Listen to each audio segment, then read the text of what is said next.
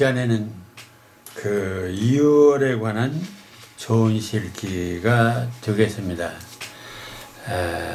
벌써 실록이 무르익는 2월이 되었습니다. 6월은 초여름, 가장 수목이 울창한 계절이고, 어쩌면 축제가 시작되는 어떤 전환기일 수도 있습니다. 봄에서 여름으로 이제 넘어가는 전환기다, 이렇게 생각할 수도 있는데, 이런 그 6월에 좋은 시 몇 편을 보도록 하겠습니다. 6월에 관한 좋은 시. 첫 번째는 이 목필균의 6월의 달력이라는 작품을 한번 좀 보겠습니다. 6월의 달력. 네, 몇월 하면은 늘 달력을 연상하게 합니다만은, 특히 6월 되면은 달력을 유난히 돌아보게 됩니다. 왜냐면은 벌써 이 해도 반이 지나는구나. 자, 이걸 생각하면서 쓴 것 같습니다. 목필균의 6월의 달력. 한 해 허리가 접힌다. 계절의 반도 접힌다. 중년의 반도 접힌다. 마음도 굵게 접힌다. 동행길에도 접히는 마음이 있는 걸. 헤어짐의 길목마다 피어나던 하얀 꽃, 따가운 햇살이 등에 꽂힌다. 아주 짤막한 시입니다마는 여기서 인상적인 것은 역시 한 해 허리가 접힌다. 계절의 반도 접힌다. 중년의 반도 접힌다. 마음도 굵게 접힌다 입니다. 그러니까 이 시인이 가장 역점을 두고 있는 그 시적 그런 기대는 접힌다라는 그 동사에 있습니다. 그러니까 6월을 이해하는 데 있어서 가장 중요한 것은 접힌다. 접힌다가 뭘까요? 반으로 이렇게 좁아진다, 또는 쭈그러든다, 이런 얘기도 되겠고, 또 어떻게 보면 접힌다는 중복이라는 것도 있고, 또 접히니까 어떤 기대가 좌절이라는 것도 있고, 어쨌든 이 접힌다의 이 시에 상당히 역점이 있음을 알 수 있습니다. 그러니까 우리가 시를 쓰면서도 그 시 속에 어떠한 시어들을 많이 부각시키고 있는가, 그 시의 편차 또는 시어의 편차 또는 시어의 빈도수 이런 것들이 굉장히 시를 창작하고 또 이해하는데 중요한 포인트가 됩니다. 한 해 허리가 접힌다. 네, 6월은 한 해 허리가 접힌다. 한 해 허리 하니까 또 생각나는 게 있네. 이 허리가 접힌다. 황진이의 그 시 가운데 동짓달 기나긴 밤을 한 허리를 베어내어 이런 그런 시구가 있죠. 한 허리를 베어내어. 허리, 이게 굉장히 중요한 중간 토막을 얘기하고 있습니다. 근데 이 시는 그냥 달력의 그 물리적인 시간의 한 해가 접히는 것만이 아니고 계절의 반도 접힌다 했고, 역시 그건 시간적인 개념이죠. 근데 거기에 인생을 곁들이고 있어요. 중년의 반도 접힌다. 네, 인생길에 있어서 가운데 이제 중년 접어들었다는 것이죠. 네, 또 하나 중요한 게 있습니다. 마음도 굵게 접힌다. 네, 1월서부터는 5월까지, 6월까지가 상당히 연그럽다고 볼 수도 있는데, 문제는 접힌다 했습니다. 접힌다, 한 고비를 넘겼다라는 얘기도 되겠고요. 어쨌든 이런 인간적인, 심리적인, 계절적인 이런 측면에서 유월을 생각해 보고 있는 것입니다. 그래서 또 하나 중요한 것은 그 다음에 동행길에도 접히는 마음이 있는 걸, 같이 가는 길에도 접히는 게 있다는 것입니다. 그러니까 어떤 의미에서는 같이 갈 수 없다는 얘기도 되죠. 그러니까 그래서 그것을 다시 부연한 것이 헤어짐의 길목마다 피어나던 하얀 꽃이라고 또 했습니다. 자, 이것도 결국 2월은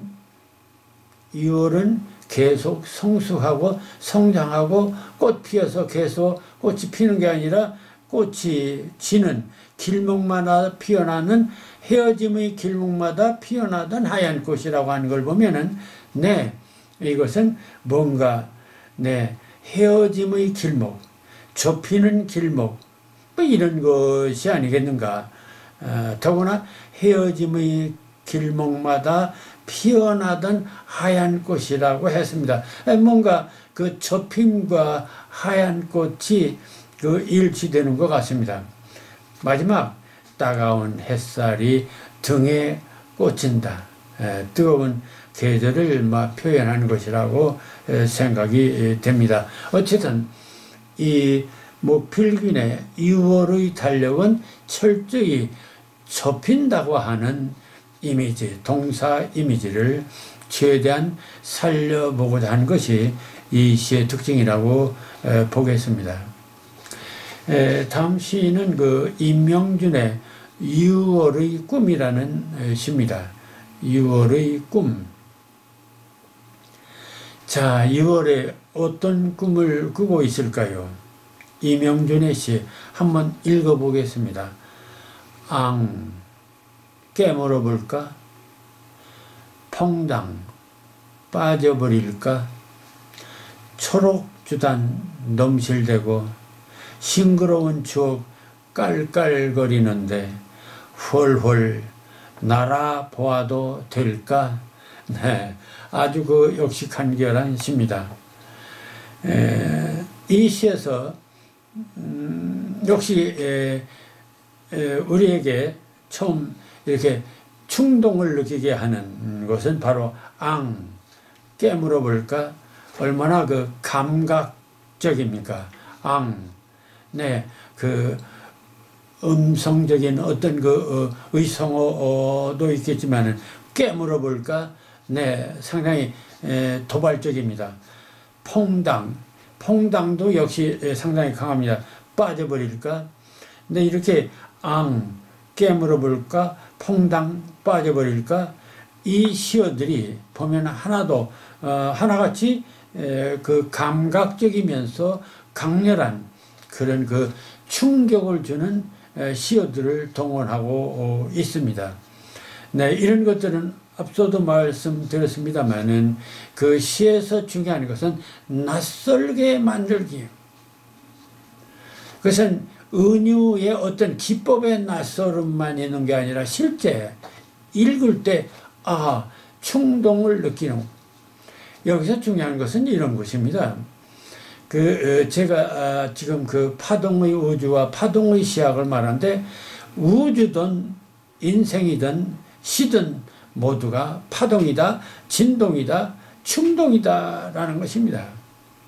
우리가 그걸 점잖게 리듬이라고 말하지만 리듬이란 말이 파동이란 말이고 진동이란 말이고 진동은 충동이란 말입니다. 도대체 충동이 없는 곳에는 감동이 있을 수가 없고 변화가 없습니다. 그러니까 시가 점잖게 충동이 없는 시, 진동이 없는 시, 떨림이 없는 시, 울렁거림이 없는 시, 이게 과연 시일까? 이런 생각을 해봅니다. 그런 점에서 이 임명준의 6월의 꿈은 대단히 그런 측면에서 우리가 신선함을 느끼게 한다. 깨물어 볼까? 퐁당 빠져버릴까? 6월에 대해서 그가 느끼는 감정입니다. 초록주단 넘실대고, 초록주단이 넘실넘실 물결처럼 넘실대요. 초록비단이 싱그러운 추억, 네, 깔깔거리는 추억이 깔깔거려요. 싱그러운 추억이. 그러니까 이 시는 네, 넘실대고 깔깔거리고 싱그럽고 네, 그런 것입니다. 그래서 날아보아도 될까? 이렇게 이 시어들은 하나같이 팔딱팔딱 뛰고 있습니다. 네, 퀀텀 점프를 하죠. 자, 이렇게 비록 짤막하지만은 우리들에게 한순간 아주 신선하게 충격을 주면서 다가오는 막 이런 것이 시가 아닌가, 또 이런 생각을 해 봅니다. 다음에는 그 고노키 시인의 여름숲이라고 하는 시를 한번 인용해 봤습니다. 여름숲, 6월이 아니고 여름, 뭐 6월도 여름이니까 어쨌든 그 여름을 표현한 이것을 6월 속에 한번 넣어 봤습니다. 네, 이 시도 대단히 짤막한 시입니다. 한번 읽어보겠습니다. 언제나 축축이 젖은 여름숲은 싱싱한 자궁이다. 오늘도 그 숲에 새 한 마리 놀다 간다. 오르가즘으로 흔들리는 나뭇가지마다 뚝뚝 떨어지는 푸른 물. 네, 좀 외설적입니까? 또 관능적입니까? 네, 시어에 있어서 반드시 네, 말씀드렸습니다만은 꼭 점잖은 시만 써야 할 이유가 없습니다. 가장 중요한 시의 생명은 충동이고 생명력이고 네, 감동입니다. 따라서 그 시를 통해서 무엇을 우리가 어떻게 감동하고 충동을 느낄 것인가? 그 충동을 느끼는 방법은 지적인 충동도 있고 육체적인 충동도 있고 또 감성적인 충동도 있습니다. 이 시는 철저히 막 감성적이면서도 동시에 육체적인 충동이라고 하는 그런 측면에서 이 시를 쓰고 있습니다. 언제나 축축이 젖은 여름숲은 상당히 이렇게 좀 당돌한 축축이 젖은 여름숲이라 했습니다. 그런데 아주 그 도발적인 것은 싱싱한 자궁이다. 있습니다. 싱싱한 자궁이다. 그러니까 그 얘기는 굉장히 어떤 생명력이나 생산력이 아주 넘치는 그런 것인데, 여름숲과 싱싱한 자궁. 아주 도발적이면서 관능적입니다. 그러나 어쨌든 우리가 읽으면서 한 번쯤 참 여름숲을 대단히 잘 표현했다. 뭐 또 이렇게 우리는 이해할 수도 있죠. 오늘 또 그 숲에 새 한 마리 놀다 간다. 철저히 여름숲에 놀다 가는 새 이야기지만은 그것을 사랑 이야기로 또 어떤 관능적인 어떤 성적인 어떤 유희로 이렇게까지 표현을 하고 있습니다. 그래서 그 절정을 어떻게 했느냐? 오르가즘으로 흔들리는 나뭇가지마다 라고 했습니다. 네, 새 한 마리가 그냥 놀다 가는 게 아니라 오르가즘으로 흔들리는 나뭇가지마다.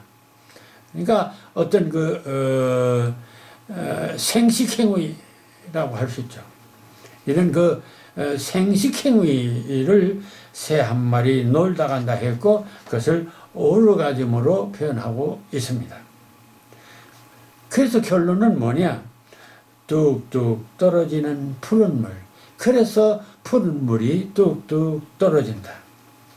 네, 어떤 그 자연의 어떤 그 무성한 자연, 그 생명력이 넘치는 그 생산력이 강한 그러한 그 계절의 모습을 이런 그 관능적인 또는 인간의 어떤 그 성적인 이후와 빗대면서 강렬하게 표현을 하고 있습니다. 2월이라고 하는 계절이 주는 그 강렬함을 이러한 그 아이디어, 상상력을 통해서 훨씬 더 신선함과 그리고 우리들에게 역시 그 당돌한 인상을 주는 것이 아닌가 뭐 이런 생각을 봅니다. 그래서 다음에 이 홍문표에 풋내를 씹으며 뭐 이런 시를 또 한번 써봤습니다. 저도 좀 이 당돌함과 신선함을 생각하면서 풋내를 씹으며 이렇게 한번 생각해. 풋내라고 하는 그 미각적인 후각적인 풋내를 동작 씹으며 라고 하는 신체 기관 이미지로 동작 이미지로 씹는다. 냄새를 씹는다. 네, 이런 그 미각의 동작 이미지화 뭐 이런 걸 생각했습니다. 자, 읽어보겠습니다. 충만하다. 그렇게 허전하던 빈자리 허기진 바람들만 서성이더니 흑갈색 낙엽들만 쿨럭이더니 어느새 길목은 돛대기 시장이 되고 휴양한 밤거리가 되고 달랑거리는 은방울 소리가 환청으로 밀려온다.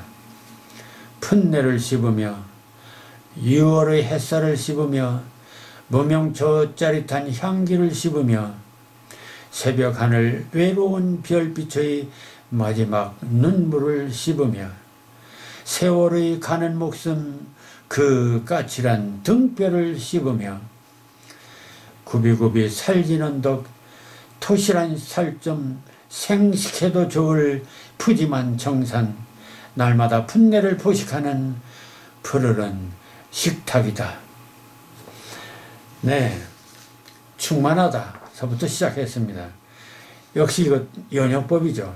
이것도 서술어로 보면은 마지막에 나와야 할 것이 충만하다 제일 앞에 나왔습니다. 그럼 무엇이 충만한 거냐? 바로 충만한 유월을 드러내고자 한 것이죠. 그렇게 허전하던 빈자리에 허기진 바람들만 서성이더니 흑갈새 낙엽들만 굴러기더니 여기까지가 그 2월 이전의 계절입니다. 허전하던 빈자리, 허기진 바람, 그리고 흑갈색 낙엽들 이런 것들이 바로 2월 이전의 그런 그 빈곤한 그런 그 계절을 얘기하고 있습니다. 어쩌면 빈곤한 인생, 빈곤한 계절이겠죠. 그런데 어느새 6월에 접어들면 어느새 길목은 돛대기 시장이 되고 휴양한 밤거리가 되고 달랑거리는 은방울 소리가 환청으로 밀려온다. 이것은 단지 어떤 거리 풍경만이 아니죠. 네, 울긋불긋한 계절의 풍경을 함께 아울러서 이런 그 휴양한 밤거리로 동일시했다고 생각됩니다. 그리고 저의 액센트는 바로 이 두 번째 년입니다. 풋내를 씹으며 6월의 햇살을 씹으며 무명 조짜릿한 향기를 씹으며 새벽 하늘 외로운 별빛의 마지막 눈물을 씹으며 세월에 가는 목성 그 까칠한 등뼈를 씹으며 풋내를 씹으며 햇살을 씹으며 향기를 씹으며 눈물을 씹으며 등뼈를 씹으며 이렇게 이 시는 철저히 모든 것들을 씹는 이런 것들로 표현을 하고 있습니다. 그리고 왜 씹을 수 있는가? 그것은 6월이라는 계절이 그냥 물어뜯고 싶은 계절이라는 뜻에서 그렇습니다. 굽이굽이 살지는 독 토실한 살점 생식해도 좋을 푸짐한 청산 마구 먹어도 좋을 만한 그런 그 자연의 모습입니다. 날마다 풋내로 포식하는 푸르른 식탁이다. 그래서 그 날마다 풋내로 포식하는 푸르른 식탁이다를 제일 먼저 충만하다라는 것으로 시작해서 푸짐한 청산 날마다 풋내로 포식하는 푸르른 식탁으로 마무리를 해 본 것입니다.